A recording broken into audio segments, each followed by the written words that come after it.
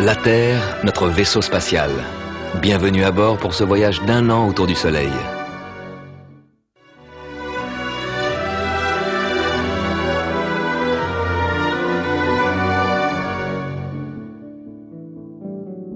Cette semaine, c'est l'équinoxe, le début du printemps. Nous ressentons notre périple autour du Soleil grâce aux saisons. Hiver, printemps, été, automne, de nouveau hiver. Comme son axe est incliné, la Terre se présente au Soleil sous des angles différents. Quand la Terre est ici, le Soleil, à midi, est à la verticale de l'hémisphère sud. Là-bas, c'est l'été. Alors que la plus grande partie de la journée, l'hémisphère nord est à l'ombre. C'est l'hiver. Puis, au fur et à mesure que la Terre avance sur son orbite, la ligne où le Soleil tape à la verticale monte vers l'équateur. L'équinoxe, c'est le jour où le Soleil est à la verticale de l'équateur. Le nord et le sud en profitent équitablement. Pour l'hémisphère nord, le printemps commence. Comme la Terre continue son périple, la ligne où le Soleil tape à la verticale monte encore vers le nord. Et là, au mois de juin-juillet, l'hémisphère nord sera tourné vers le Soleil. Les rayons nous arriveront sous un angle plus direct, ce sera l'été, on aura chaud. Puis notre voyage continuera, le Soleil redescendra vers l'équateur, le croisera à l'équinoxe d'automne, le 23 septembre, cette fois pour retourner sous l'équateur, ce sera l'hiver. Mais actuellement, le Soleil est sur l'équateur, le printemps commence.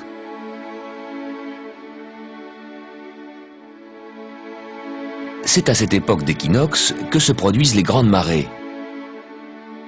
L'attraction de la Lune attire l'eau des océans.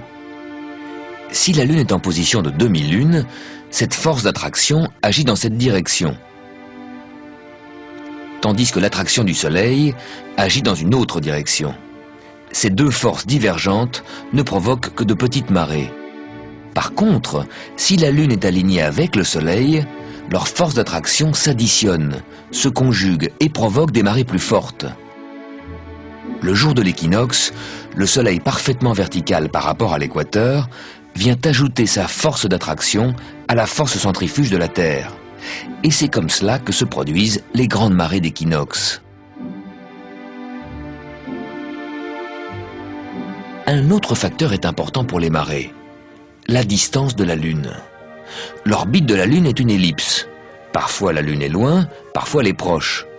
Plus la Lune est proche, plus la marée est forte.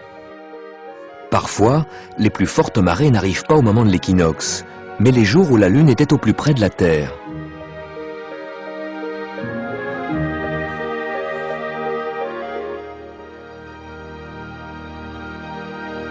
Si l'on regarde le Soleil au point équinoxe, le jour du printemps, il apparaît face à la constellation des Poissons.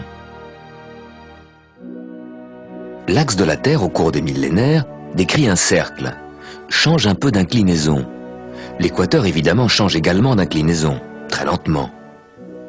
Mais si l'équateur change d'inclinaison, le jour de l'équinoxe changera également, puisqu'il y a équinoxe quand le Soleil se trouve à la verticale de l'équateur.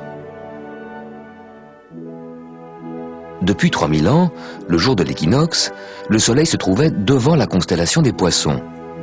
Actuellement, il se trouve à la limite de cette constellation.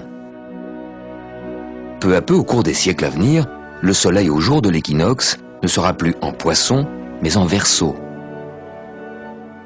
Voilà pourquoi on entend parler d'un début de l'ère du Verseau. Les astronomes appellent ça la précession des équinoxes, le glissement très lent du Soleil des Poissons vers le Verseau.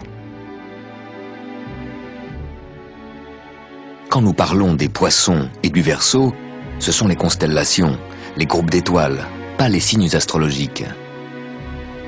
Les astrologues n'ont pas réajusté leurs signes à ce glissement de l'équinoxe.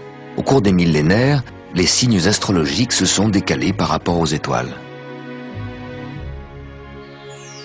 Tous les 2 ans environ, la Terre dépasse Mars, la planète rouge, qui circule sur l'orbite voisine extérieure. La Terre sur l'orbite intérieure, plus rapide que Mars, le double tous les 2 ans. Pendant cette manœuvre de dépassement, la Terre glisse peu à peu entre Soleil